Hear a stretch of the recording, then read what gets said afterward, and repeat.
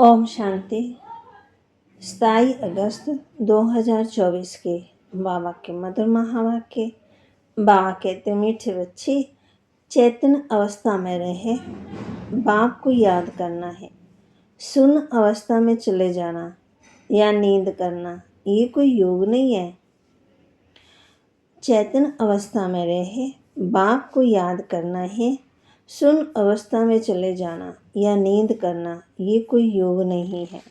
प्रश्न, तुम्हें आंखें बंद करके बैठने की मना क्यों की जाती है?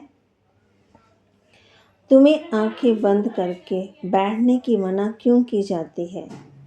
उत्तर, अगर तुम आंख बंद कर बैठेंगे तो दुकान का सारा सामान ही चोर चोरी करके ले जाएंगे। माया चोर बुद्धि में कुछ भी धारण होने नहीं देगी। आंख बंद करके योग में बैठेंगे तो नींद आ जाएगी, पता ही नहीं चलेगा। इसलिए आंखें खोलकर बैठना है। काम काज करते बुद्धि से बाप को याद करना है। इसमें हठ योग की बात नहीं है। ओम शांति। रूहानी बाप कहते हैं बच्चों को, ये भी बच्चा है ना, देहधारी सब बच्चे हैं। तो रूहानी बाप आत्मा को कहते हैं आत्मा ही मुख्य है। ये तो अच्छी रीति समझो। यहाँ जब सामने बैठते हो तो ऐसे नहीं शरीर से न्यारा हो गुम हो जाना है। शरीर से न्यारा हो गुम हो जाना ये कोई याद की यात्रा की अवस्था नहीं है। यहाँ तो सुजाग होकर के बैठना है। चलते फिरते उठते अपने को आत्मा समझ बाप को याद करना है। ऐसे नहीं कहते यहाँ बैठे बेहोश हो जाओ। ऐसे बहुत बैठे बैठे गुम हो जाते हैं। तुम्हें तो सुजाग होकर बैठना है और फिर पवित्र भी बनना है। पवित्रता बिगड़ धारणा नहीं होगी। किसका कल्याण नहीं कर सकेंगे, किसी को कह नहीं सकेंगे। खुद पवित्र रहते नहीं तो दूसरों को कहते हैं वह तो पंडित हो गया। मियाँ मिट्ठू भी नहीं बनना है, फिर वह दिल अंदर खाता रहेगा। ऐसे मत समझो हम सुन में चले जाते हैं, आंखें बंद हो जाती है। ये कोई याद की अवस्था नहीं। इसमें चेतन अवस्था में रहे बाप को याद करना है। नींद करना कोई याद करना नहीं। बच्चों को कई पॉइंट समझाई जाती है। शास्त्रों में दिखाया है 7वीं भूमिका में चले जाते हैं। उनको दुनिया का पता ही नहीं पड़ता। तुमको तो दुनिया का पता है। ये शीशी दुनिया है। बाप को कोई जानते नहीं। अगर बाप को जानते तो सृष्टि चक्र को भी जान जाए।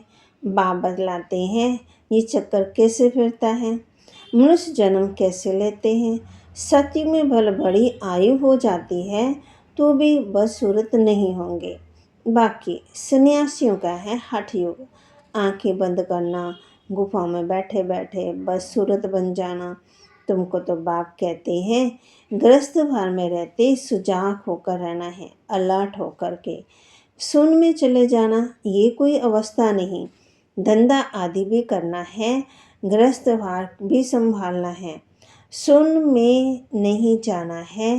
काम काज करते बुद्धि से बाप को याद करना है। जरूर काम करेंगे, आंखें खोलकर करेंगे ना। काम काज करना है, धंधा आदि भी करना है। बुद्धि योग बाप के साथ हो, इसमें गफलत नहीं करनी। दुकान पर बैठे आंखें बंद हो जाएंगी तो सामान ही ले जाएंगे और पता ही नहीं पड़ेगा। ये कोई अवस्था नहीं है। हम देर से न्यारे हो जाते। ये सब हठ योगियों की बातें हैं। रिद्धि सिद्धि वाले कहते करते हैं। बाप तो अचरिति बैठ समझाते हैं। इसमें आंखें नहीं बंद करनी है। बाप कहते हैं मित्र संबंधियों को जो बैठ याद करते हो वे सब भूल जाओ। एक बाप को याद करना है। सिवाय याद की यात्रा के पाप कट नहीं सकते। भोग ले जाते हैं, गुम हो जाते हैं सूक्ष्म वतन में। इसमें क्या होता है, जितना समय वहाँ है विकर्म विनाश हो न सके। शिव बाबा को याद कर न सके, ना बाबा की वाणी सुन सकेंगे तो घाटा पड़ जाता है। परंतु ये ड्रामा में नूंद है, इसलिए जाते हैं, फिर आकर के मुरली सुनते हैं। इसलिए बाबा कहते हैं जाओ फौरन आओ, बैठे नहीं रहो। खेल पान करना बाबा ने बंद कर दिया है, ये भी घूमना फिरना हुआ। भक्ति मार्ग में कितना हम करते हैं, क्योंकि अंधियारा मार्ग है। मीरा ध्यान में व्याकुल में चली जाती थी। वह योग वह पढ़ाई थोड़ी थी। क्या उसने सदगति को पाया, स्वर्ग जाने लायक बनी, जनन जन्मांतर के पाप कटे? बिल्कुल नहीं। जनन जन्मांतर के पाप तो बाप की याद से कटते हैं, बाकी शास्त्रकार आदि से कोई फायदा नहीं होता।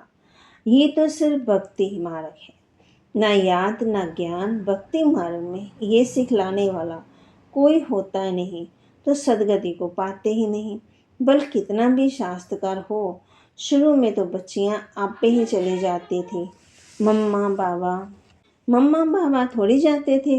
ये तो शुरू में बाबा को सिर्फ स्थापना और विनाश का शास्त्रकार हुआ, पीछे तो कुछ नहीं हुआ। हम किसी को भी भेजते नहीं हैं। हाँ, बिठा कर कह देते हैं बाबा इनकी रस्सी खींचो, वह भी ड्रामा में होगा तो रस्सी खींचेंगे, नहीं तो नहीं। शास्त्रकार तो ढेर होते हैं। जैसे शुरू में बहुत शास्त्रकार करते थे, लास्ट में भी बहुत शास्त्रकार करेंगे। मिरवा मौत, लोक का शिकार, इतने ढेर मनुष्य, वह सब शरीर छोड़ देंगे। शरीर शायद कोई सतयुग में शांति धाम में नहीं जाएंगे। इतने ढेर मनुष्य सब विनाश को प्राप्त करेंगे। बाकी एक आदि सनातन देवी देवता धर्म की स्थापना हो रही है ब्रह्मा द्वारा। बाबा कहे तुम बच्चियां गांव-गांव में जाकर कितनी सर्विस करती हो। यही कहती हो कि अपने को आत्मा समझ बाप को याद करो। सन्यासी तो राजयोग सिखलाना जानते नहीं। बाप बिगैर राजयोग सिखलाए कौन? तुम बच्चों को बाप अभी राजयोग सिखला रहे हैं। फिर राजाई मिल जाती है, तुम अपार सुखों में रहते हो। वहाँ तो फिर याद करने की दरकार ही नहीं। ऋचक भी दुख नहीं होता है, आयु भी बड़ी, काया भी निरोगी होती। यहाँ कितने दुख हैं।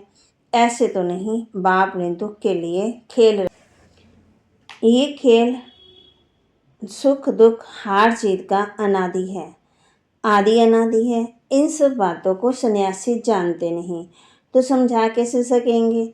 वे तो भक्ति मार्ग की शास्त्र आदि पढ़ने वाले हैं। तुमको कहा जाता है अपने को आत्मा समझ बाप को याद करो। वे सन्यासी फिर आत्मा समझ ब्रह्म को याद करते हैं, ब्रह्म को परमात्मा समझते हैं, ब्रह्म ज्ञानी हैं। वास्तव में ब्रह्म तो रहने का स्थान है, ब्रह्मलोक, जहाँ तुम आत्मा रहती हो। वह फिर कहते हैं हम उनमें लीन होंगे। उनका सारा ज्ञान ही उल्टा है। यहाँ तो बेहद का बाप तुम बच्चों को पढ़ाते हैं। वह कहते हैं भगवान 40,000 वर्ष बाद ही आएगा। इसको कहा जाता है अज्ञान अंधियारा। बाप कहते हैं नई दुनिया की स्थापना और पुरानी दुनिया का विनाश करने वाला तो मैं ही हूँ। मैं स्थापना कर रहा हूँ, विनाश भी सामने खड़ा है। अब जल्दी करो, पावन बनो, तब ही पावन दुनिया में जाएंगे। ये तो पुरानी तमो प्रधान दुनिया है। लक्ष्मी नारायण का राज्य थोड़ी है। इनका राज्य नई दुनिया में था, अब नहीं है। शास्त्रों में तो क्या क्या लिख दिया। कृष्ण को दिखाया अर्जुन के घोड़े गाड़ी में बैठा है। ऐसे नहीं कि अर्जुन के अंदर कृष्ण बैठा है। कृष्ण तो देहधारी था ना कोई लड़ाई आदि की बात है। उन्होंने तो पांडवों और कौरवों का लक्षण अलग अलग कर दिया। यहाँ तो वह बात ही नहीं है। ये भक्ति मार्ग के अथाह शास्त्र हैं। सत्युग में ये होते ही नहीं है। वहाँ तो ज्ञान की प्रारंभ राजधानी है, वहाँ सुख ही सुख है। बाप नई दुनिया स्थापन करते हैं तो जरूर नई दुनिया में सुख होगा। बाप कभी पुराना मकान बनाते हैं क्या? बाप तो नया मकान बनाते हैं। उस दुनिया को ही सत्व प्रधान दुनिया कहा जाता है। अभी तो सब तमो प्रधान अपवित्र पराये रावण राज्य में बैठे हैं। राम को कहा जाता है शिव बाबा। शिव बाबा राम कह राम नाम का दान देते हैं। अब कहाँ राम कहाँ शिव बाबा। अब शिव बाबा तुम बच्चों को कहते हैं माँ में कम याद करो, जहाँ से आए हो वहाँ ही फिर जाना है। जब तक बाप को याद कर पवित्र नहीं बनेंगे तो वापस भी जा नहीं सकेंगे। तुम्हारे में कोई विरले हैं जो अचेती बाप को याद करते हैं। मुख से कहने की बात ही नहीं है। भक्ति में राम राम मुख से कहते हैं, कोई नहीं कहेंगे तो समझेंगे ये नास्तिक है। कितना आवाज़ करते हैं, गाते हैं। जितना झाड़ बड़ा होता है उतनी भक्ति की सामग्री बड़ी होती है। बीज कितना छोटा होता है। दबा के तुमको कोई चीज़ नहीं, कोई आवाज़ नहीं, सिर्फ कहते हैं अपने को आत्मा समझ, मुझे याद करो। मुख से कहना भी नहीं है। लौकिक बाप को भी बच्चे बुद्धि से याद करते हैं। बाबा बाबा बैठकर कहते थोड़ी हैं। तुम अभी जानते हो आत्मा का वह बाप कौन है। आत्मा तो सब भाई भाई हैं। आत्मा को तो और कोई नाम ही नहीं है, बाकी शरीर का नाम बदलता है। आत्मा तो आत्मा ही है, वह भी परमात्मा, उनका नाम है शिव। उनको अपना शरीर है ही नहीं। बाप कहते मुझे भी अगर शरीर होता तो मुझे भी जन्म लेना पड़ता। तुमको फिर सदगति कौन देते। भक्ति मार्ग में मुझे याद करते अनेक चित्र हैं। अभी तुम नरकवासी से स्वर्गवासी बनते हो। जन्म तो नरक में लिया है, मरेंगे स्वर्ग के लिए। यहाँ तुम आए हो स्वर्ग में जाने के लिए। जैसे कोई बीज ब्रिज आदि बनाते हैं तो पहले फाउंडेशन सेरेमनी कर लेते हैं, फिर ब्रिज बनती है। स्वर्ग की स्थापना का उद्घाटन फाउंडेशन सेरेमनी बाप ने कर लिया है। अब तैयारी होती रहती है। मकान बनने में टाइम लगता है क्या। गवर्नमेंट करने पर आए तो 1 महीने में मकान खड़ा कर ले। विलायत में तो मकान तैयार ही मिलते हैं। स्वर्ग में तो बहुत विशाल बुद्धि सुतो प्रदान होते हैं। साइंस की बुद्धि तीखी होती है। जट बनाते जाएंगे मकानों में, जट रतन जड़त भी लगती जाएगी। बाप कहते हैं वह तो फिर रेल से जास्त चमकता है। तो और आजकल की मशीनरी से झट बना लेते हैं। वह मकान बनने में देरी नहीं लगती, सफाई आदि होने में टाइम लगता है। ऐसे नहीं कि सोने की द्वारिका समुंदर से निकल आएगी। तो बाप कहते खाओ पियो भल, सिर्फ बाप को याद करो तो भी कर्म विनाश हो, और कोई उपाय नहीं है। जन्म जन्मांतर ये गंगा स्नान आदि करते आए हो ना, परंतु कोई भी मुक्ति जीवन मुक्ति को पाते ही नहीं है। यहाँ तो बाप पावन बनने की युक्ति बताते हैं। बाप कहते हैं मैं ही पतित पावन हूँ। तुमने बुलाया हे पतित पावन बाबा, आओ आकर के हमको पावन बनाओ। ड्रामा पूरा हुआ, फिर सब एक्टर स्टेज पर होने चाहिए। सभी आत्माएं आ जाएंगी, फिर वापस जाना होगा। अभी तुम तैयार नहीं हुए हो, कर्मातीत अवस्था ही नहीं हुई है तो विनाश कैसे होगा। बाप आते ही हैं तुमको नई दुनिया के लिए पढ़ाने।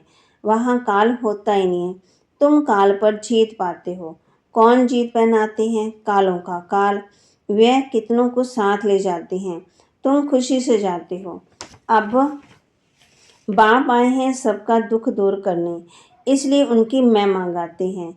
ओ गॉडफादर लिबरेटर, दुखों से लिबरेट करो, दुख से शांति धाम सुख धाम में ले चलो। परंतु ये तो मनुष्यों को पता ही नहीं है कि अभी बाप स्वर्ग की रचना रच रहे हैं। तुम स्वर्ग में जाएंगे, वहाँ झाड़ बहुत छोटा होगा, फिर वृद्धि को पाएगा। अभी और सब धर्म हैं, वह एक धर्म है ही नहीं। नाम रूप राजाई आदि बदल जाती है।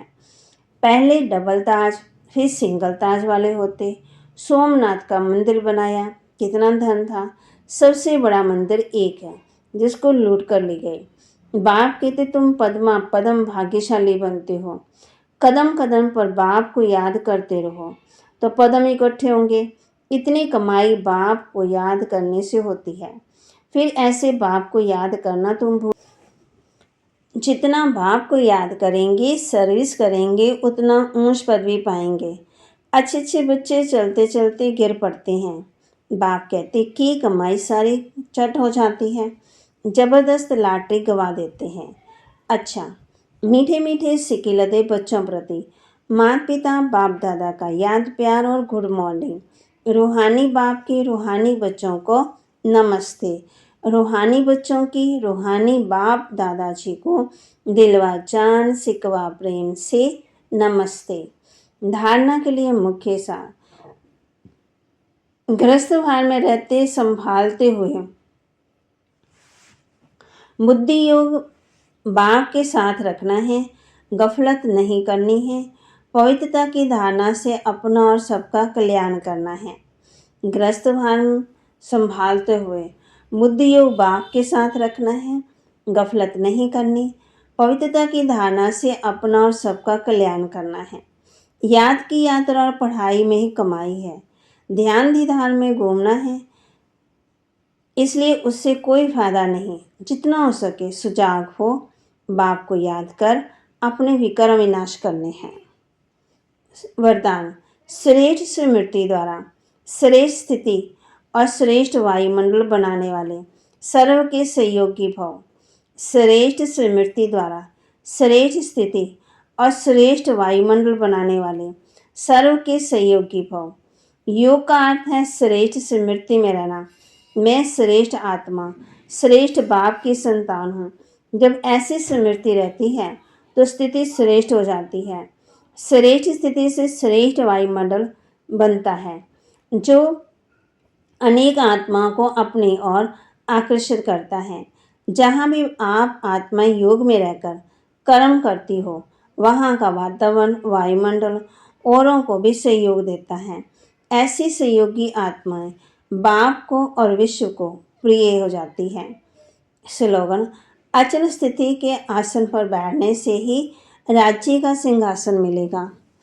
अचल स्थिति के आसन पर बैठने से ही राज्य का सिंहासन मिलेगा। बाबा के महावाक्य को लाइक करें, शेयर करें और सब्सक्राइब करें और अपने जीवन में धारण करें। फिर बाबा ने कहा है, चैतन्य अवस्था में रहे बाप को याद करना है, सुन अवस्था में चले जाना या नींद करना, ये कोई योग नहीं है। ओम शांति।